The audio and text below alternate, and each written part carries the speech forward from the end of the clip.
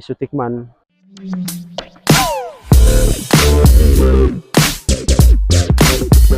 So what's up guys, nandito na kami sa location dito sa Twin Lake. So ulan-ulan, kasama ko si Isutikman. Abon-abon.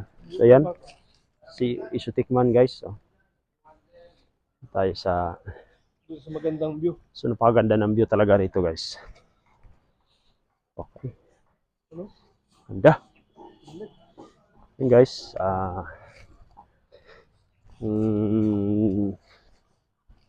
lugar na to pambihira, napakaganda. Twin Lake,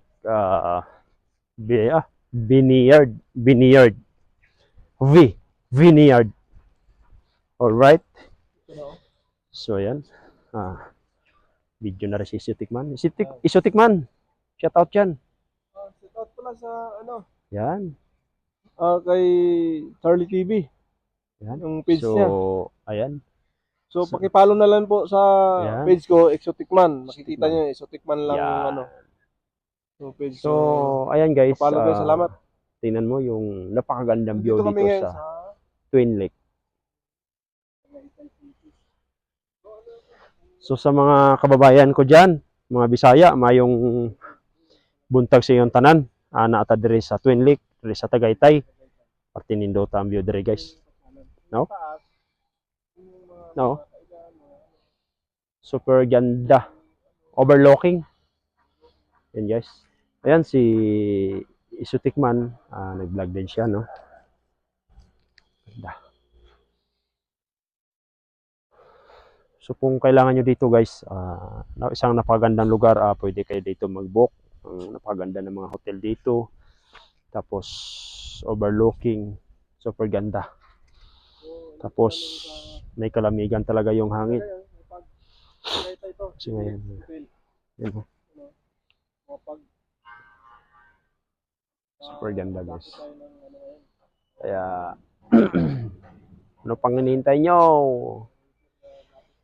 Gumala na habang bata pa. Diba?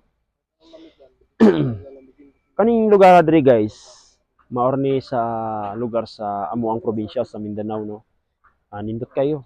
Mas nindot gining naata sa bukid, bundok kay parte siyang kuana ba, parting bugnawa niya.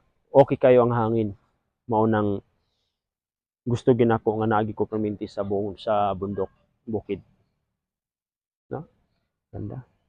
So yun lang guys, yung mga hindi pa nag-subscribe diyan, subscribe kayo at isong napakaganda ng ating hadikain.